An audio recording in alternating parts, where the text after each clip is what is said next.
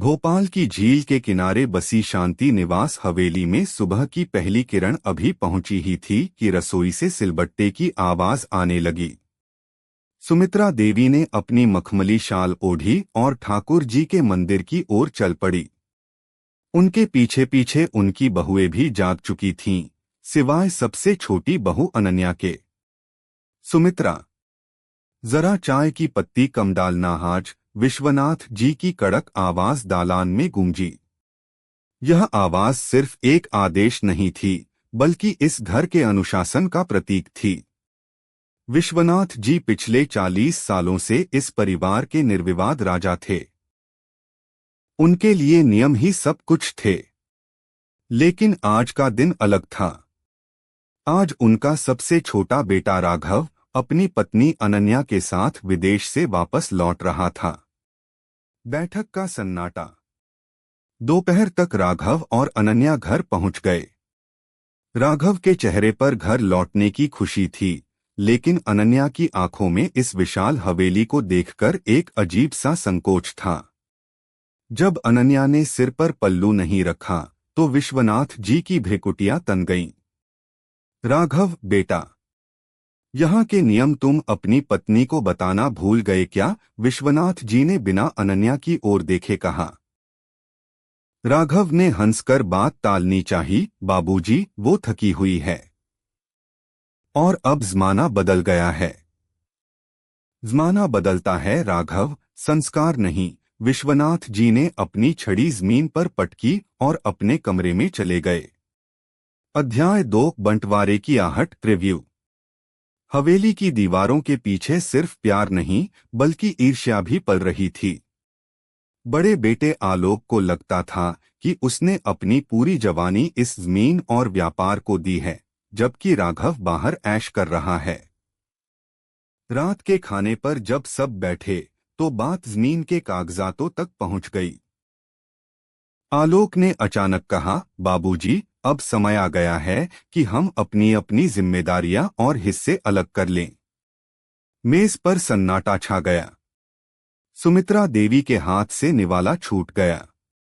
आलोक की बात सुनकर डाइनिंग टेबल पर ऐसा सन्नाटा छा गया जैसे किसी ने जलती आग पर बर्फ डाल दी हो। विश्वनाथ जी ने अपनी मूंछों को ताव दिया और धीरे से अपना चश्मा उतारकर मेज पर रखा। उनकी आंखें अब अंगारे की तरह दहक रही थीं। बंटवारा। विश्वनाथ जी की आवाज धीमी थी, लेकिन उसमें बिजली जैसी कड़क थी। आलोक, इस घर की ईंटें मैंने अपने पसीने से सींची हैं, और तुम इसे तोड़ने की बात कर रहे हो? आलोक ने नजरें नहीं झुकाईं। बाबूजी, पसीना मैंने भी बहाया है। पिछले 15 सालों से फैक्ट्री की धूल मैं फांक रहा हूं। विवेक शहर में अपनी वकालत चमका रहा है, और राघव तो अभी परदेश से मेम साहब को लेकर लौटा है। मेरी मेहनत का फल सबको बराबर क्यों मिले? बड़ी बहू मीनाक्षी, जो अब तक चुपचाप खाना परोस रही थी, उसने अचानक थाली जोर से पटकी। गलत क्या कह रहे हैं ये? राघव की पत्नी अनन्या को देखिए, उसे तो इस घर के कायदे भी नहीं पता। कल को वो हमारे बच्चों के हक पर दावा करेगी तो हम कहाँ जाएंगे? सुमित्रा देवी की आंखों में आंसू आ गए। उन्होंने राघव की ओर देखा, जो सिर झुकाए बैठा था। अनन्या ने राघव का हाथ थामा। उसके चेहरे पर डर नहीं, बल्कि हैरानी थी। उसने पहली बार एक संयुक्त भारतीय परिवार का वह चेहरा देखा था जो फिल्मों में नहीं दिखाया जाता। रात के 2 बज रहे थे। हवेली के पिछवाड़े में बने पुराने बरगद के पेड़ के नीचे विवेक और राघव चुपचाप बैठे थे। भाई, क्या सच में सब खत्म हो जाएगा? राघव ने पूछा। विवेक, जो पेशे से वकील था, उसने ठंडी आह भरी। राघव, कानूनन तो आलोक भाई सही हैं, लेकिन बाबूजी इस सदमे को बर्दाश्त नहीं कर पाएंगे। उनके लिए यह घर सिर्फ एक इमारत नहीं, उनकी इज्जत है। तभी अंधेरे में एक परछाई दिखी। वह अनन्या थी। राघव, मुझे लगता है कि झगड़ा मेरी वजह से शुरू हुआ है। अनन्या ने कहा। बाबूजी को लगता है कि मैं इस परिवार को तोड़ दूंगी। लेकिन क्या हम इसे जोड़ नहीं सकते? कैसे? विवेक ने पूछा। त्याग से, अनन्या ने दृढ़ता से कहा। अगर हम अपना हिस्सा छोड़ दें तो शायद आलोक भाई का गुस्सा शांत हो जाए। सुबह का धमाका। अगली सुबह पूरी हवेली के सामने एक वसीयत रखी गई। लेकिन वह विश्वनाथ जी की नहीं थी। वह राघव और अनन्या की तरफ से एक कानूनी दस्तावेज था।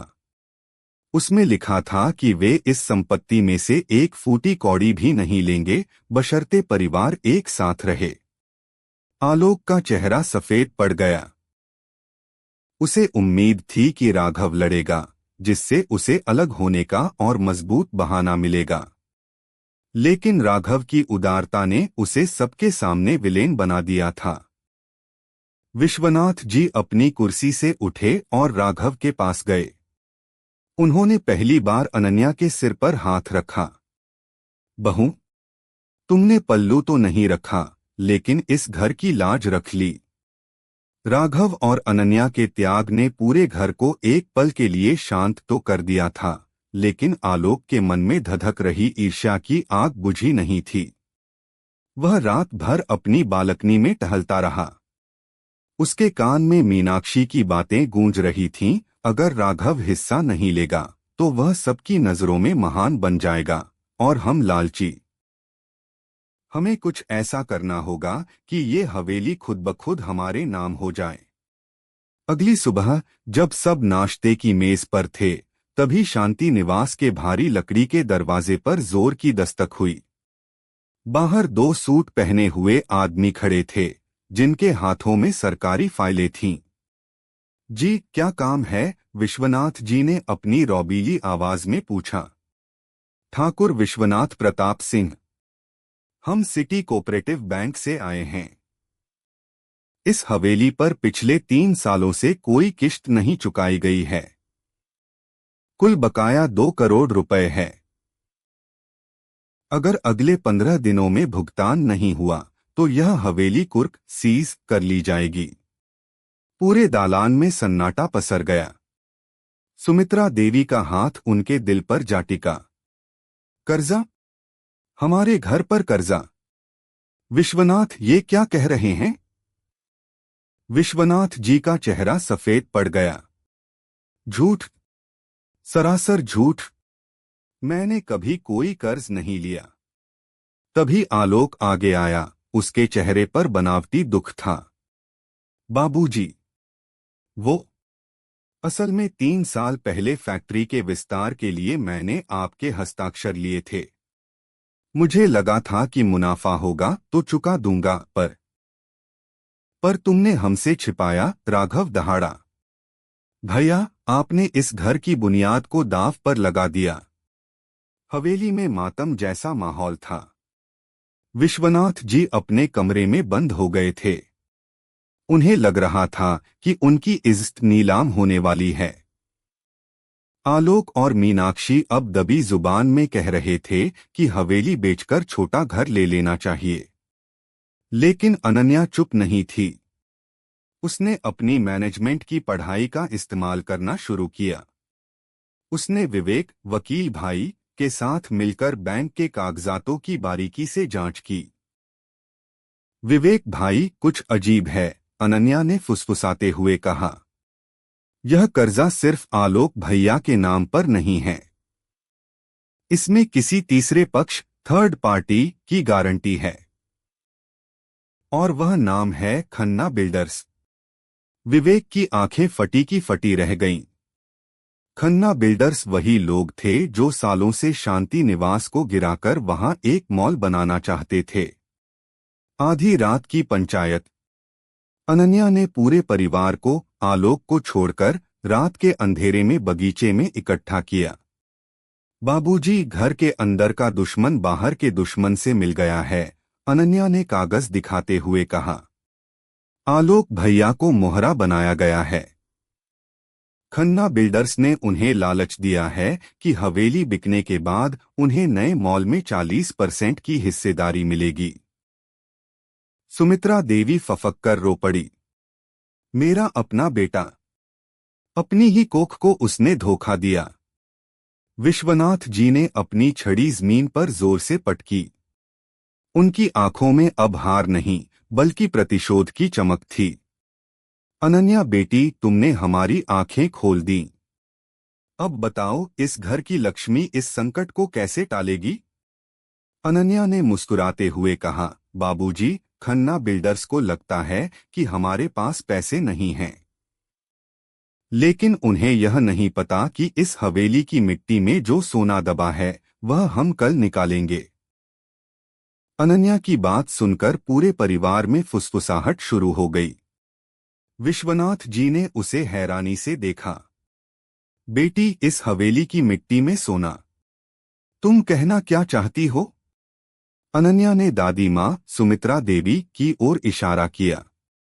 दादी माँ, आपने एक बार जिक्र किया था कि हवेली के उत्तर पश्चिमी कोने वाले उस कमरे में जो पिछले 30 सालों से बंद है, वहां पर दादाजी की कुछ पुरानी संदूकें रखी हैं।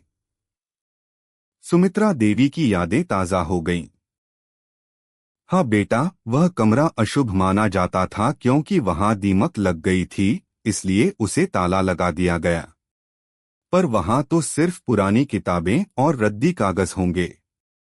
नहीं दादी माँ, अनन्या ने विश्वास के साथ कहा।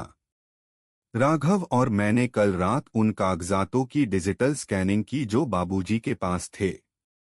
पर दादाजी सिर्फ जमींदार नहीं थे, वो उस जमाने के नामी नील इंडिगो के व्यापारी थे। उनके पास विदेशी बैंकों के कुछ पुराने बॉन्ड्स और जमीन के ऐसे नक्शे थे जो आज की तारीख में करोड़ों की कीमत रखते हैं। आधी रात का ऑपरेशन। पूरी फैमिली आलोक को छोड़कर टॉर्च लेकर उस धूल भरे कमरे की ओर बढ़ी।